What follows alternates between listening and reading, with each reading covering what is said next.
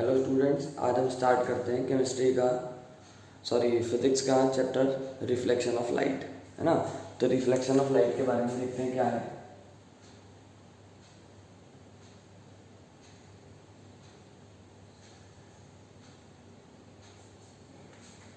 देखो, सबसे पहले चैप्टर की स्टार्टिंग करने से पहले रिफ्लेक्शन का मीनिंग एक सेकेंडरी चीज है। सबसे पहले हमें समझना है व्हाट इज लाइट। लाइट क्या होता है? Light is a form of energy, है ना।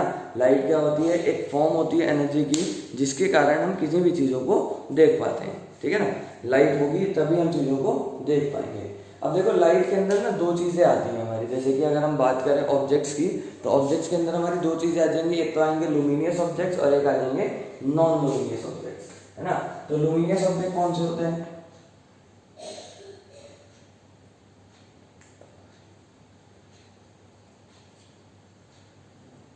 Luminous objects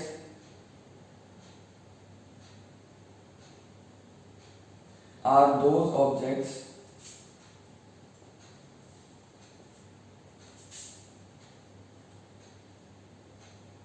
who emit their own light। देखो, लुमिनियस ऑब्जेक्ट्स वो ऑब्जेक्ट्स होते हैं जो अपनी लाइट खुद एमिट करते हैं। For example sun,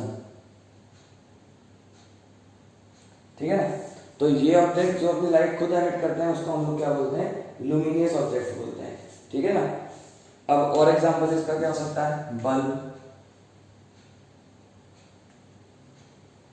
tubelight, etcetera. बहुत सारे एग्जांपल हो सकते हैं। बात करें नॉन लुमिनियस ऑब्जेक्ट्स की, तो नॉन लुमिनियस ऑब्जेक्ट्स कौन से होते हैं?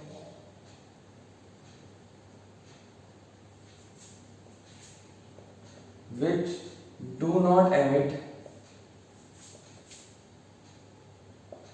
their own light, जो अपनी लाइट को खुद एमिट नहीं करते। which do not emit their own light but only reflects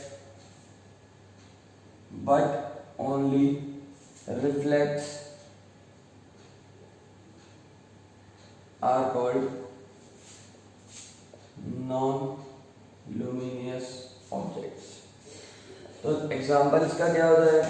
non luminous objects के जो एग्जाम्पल्स होंगे वो हमारे एग्जाम्पल्स क्या क्या हो सकते हैं? नॉन लुमिनियस ऑब्जेक्ट्स के एग्जाम्पल हो जाएंगे हमारे, जैसे कि chair, table, book, flower, etcetera. Note कर।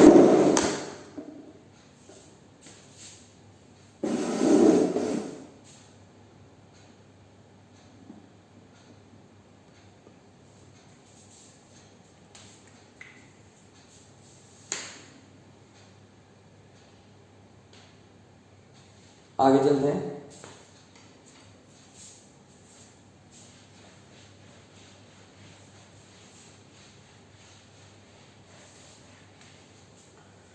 देखो, अब यहां पर हम समझते हैं कि रिफ्लेक्शन क्या होता है।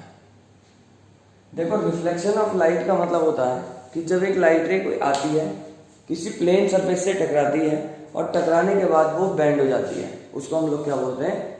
रिफ्लेक्शन बोलते हैं। बेंड होने का मतलब यहाँ पर केवल होना नहीं है, बेंड होने का मतलब है बाउंस बैक हो जाना। ऐसे प्रोसेस को हम लोग क्या बोलते हैं? रिफ्लेक्शन ऑफ लाइट, ठीक है।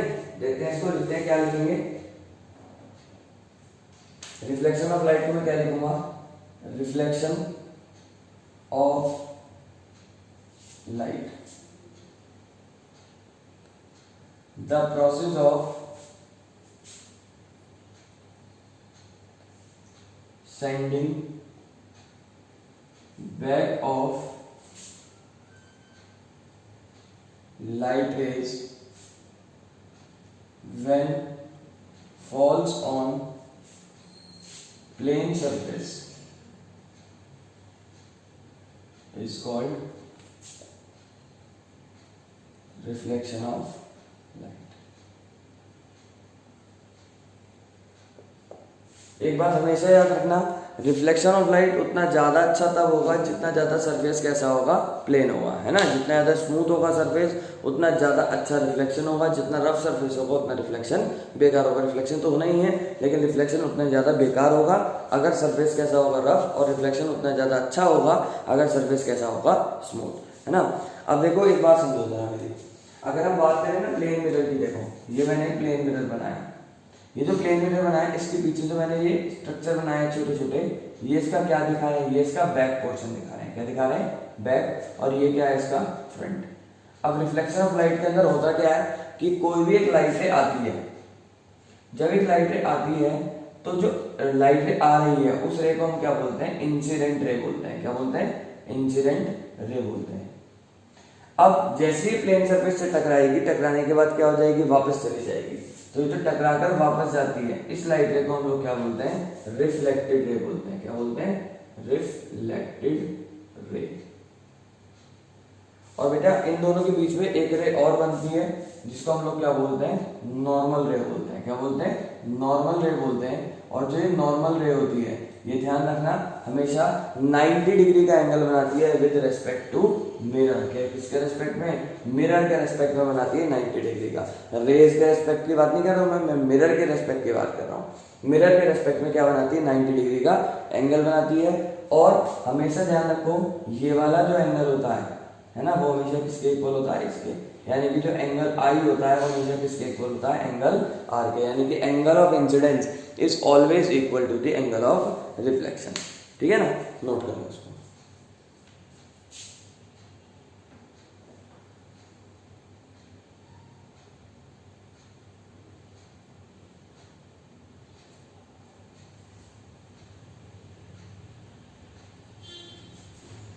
तुम लोगों को भी पता ही होगा कि जो सिल्वर मेटल होता है ना, मैं बता दे रहा हूँ, जो सिल्वर मेटल होता है वो बेस्ट क्या नाम है, रिफ्लेक्टर होता है लाइट का।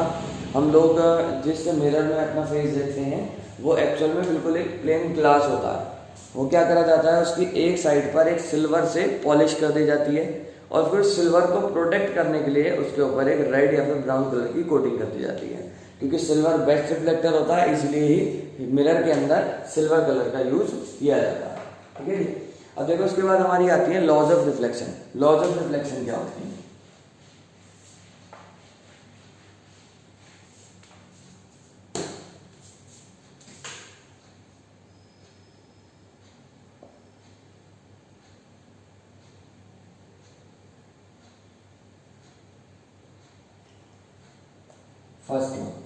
फर्स्ट लॉ ये कहती है द इंसिडेंट रे, नॉर्मल रे, नहीं रिफ्रैक्टेड रे,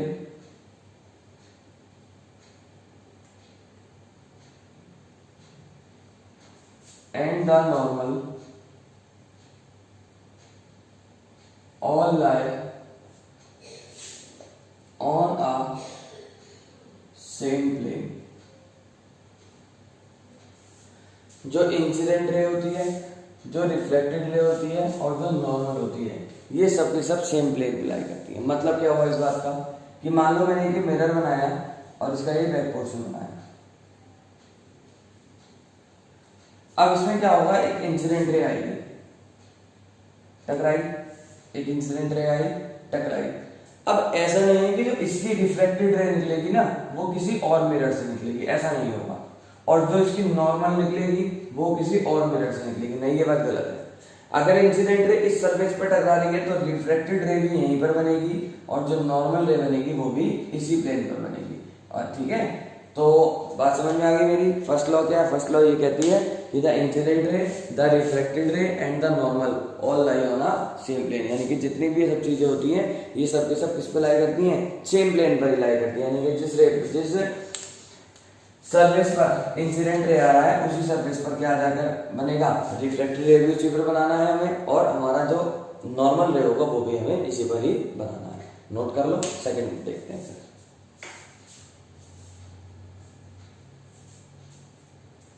सेकंड पॉइंट देखते हैं।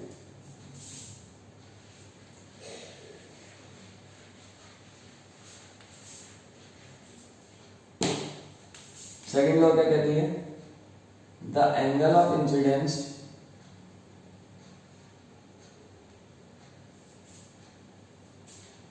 इज ऑलवेज इक्वल टू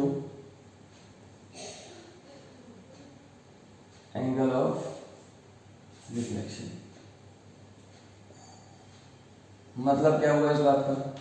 इस बात का देखो मतलब ये हुआ कि मान लो मैंने कि प्लेन सरफेस बनाया,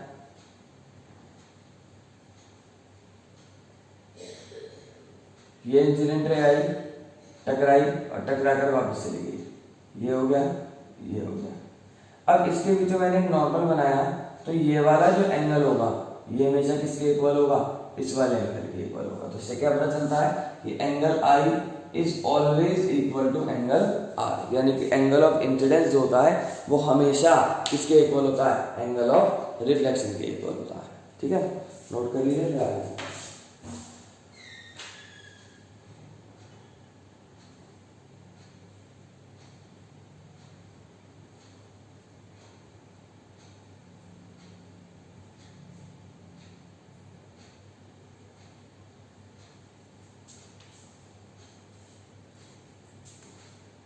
अब इसमें एक छोटा सा केस और समझना कि मान लो तुम लोगों ने समझ लिया कि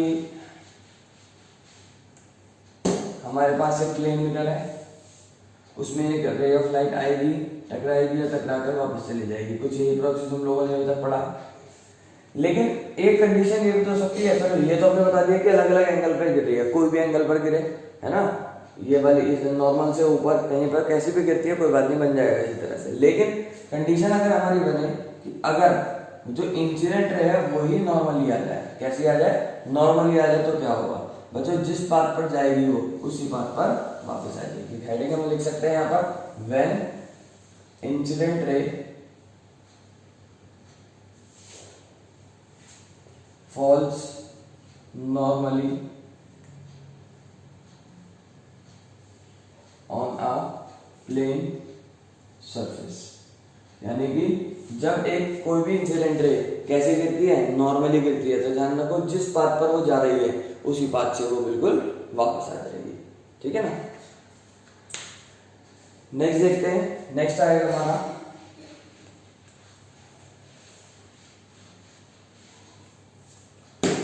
regular reflection and diffuse reflection. तो देखते हैं क्या है।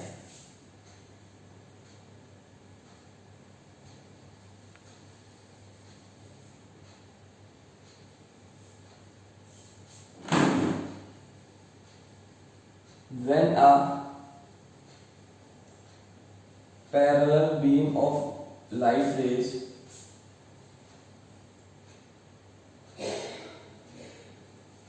falls on a plane surface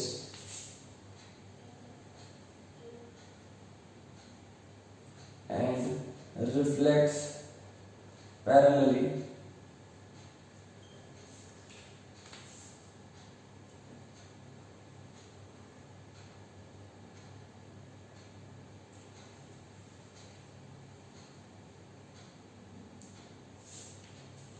is called, क्या लिखा जाएगा उसको? is known as regular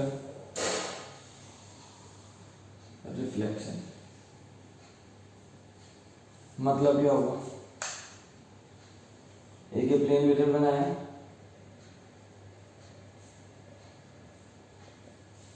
देखो मैंने एक ही प्लेन मिरर बनाया। अब यहाँ पर क्या हुआ? मैंने एक बंडल ऑफ रे बनाया, यानी कि कुछ रेज बनाई है जो कैसी है? पैरेलल।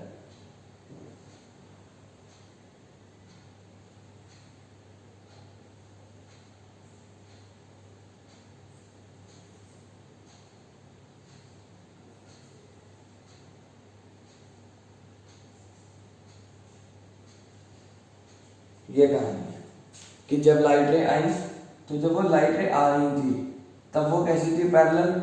आई, टकराई और टकराकर पैरेलल ही वापस चली गई। ऐसे रिफ्लेक्शन को हम लोग क्या बोलते हैं? रेगुलर रिफ्लेक्शन बोलते हैं। रेगुलर रिफ्लेक्शन के लिए कंडीशन मैंडेटरी है, और वो कंडीशन मैंडेटरी क्या होती है कि जो हमारा सरफेस होता है, ये जो सरफेस है, ये सरफेस कैसा होना चाहिए? स्मूथ होना चाहिए। कैसा होना चाहिए? स्मूथ, या फिर प्लेन सरफेस होना चाहिए। ये सरफेस रफ नहीं होना चाहिए, है ना। अगर स्मूथ सरफेस है, प्लेन सरफेस है, तो अगर एक parallel beam of light rays आ रही है, टकरा रही है, टकरा कर वापस जा रही है, यानी कि वो हमेशा पैरेलली आएंगी और पैरेलली ही वापस चली जाएंगी, ऐसे रिफ्लेक्शन को हम लोग क्या बोलेंगे, रेगुलर रिफ्लेक्शन बोलेंगे। आगे चलते हैं, नेक्स्ट आएगा डिफ्यूज रिफ्लेक्शन। एक बार नोट कर लो तो फिर आगे देखते हैं। Diffuse reflection,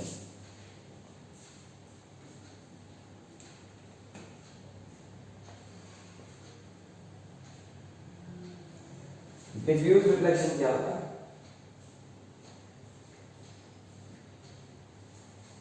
When a parallel beam of light rays fall on the plane surface and reflects in different directions, DIRECTIONS,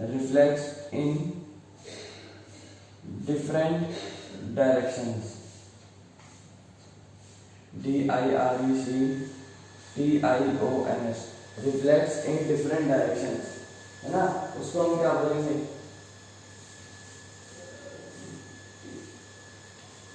it's called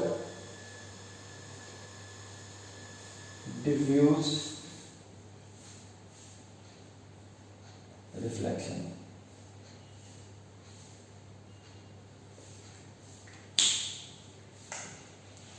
क्या हुआ कहानी इसकी, हमने एक सरफेस बनाया, देखो कैसे बनाएंगे।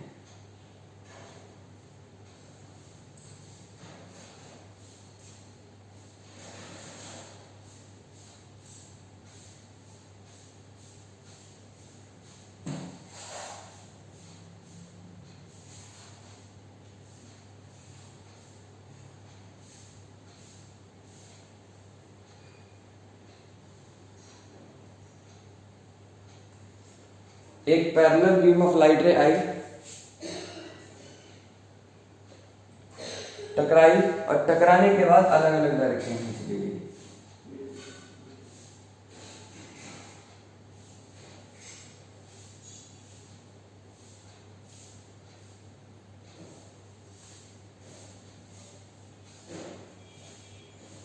ऐसे रिफ्लेक्शन को हम क्या बोलेंगे, डिफ्यूज रिफ्लेक्शन बोलेंगे, क्योंकि सबका डायरेक्शन देखो क्या है, अलग अलग है। आई तो वो सारी की सारी पैरेलल, लेकिन टकराने के बाद क्या हुआ, नॉन पैरेलल पैटर्न से रिफ्लेक्ट हो गई, और ये किसकी वजह से हुई, ये हुई इस यहां से यहां तक के रफ सरफेस की वजह से। किसकी वजह से हुई है, रफ सरफेस की वजह से। ये रफ सरफेस था जिसकी वजह से यहाँ पर प्रॉपर रिफ्लेक्शन नहीं हुआ, और ऐसे रिफ्लेक्शन को हम लोग क्या बोलेंगे, डिफ्यूज रिफ्लेक्शन बोलेंगे। ठीक है, तो बाकी आज कल करते हैं बेटा, थैंक यू।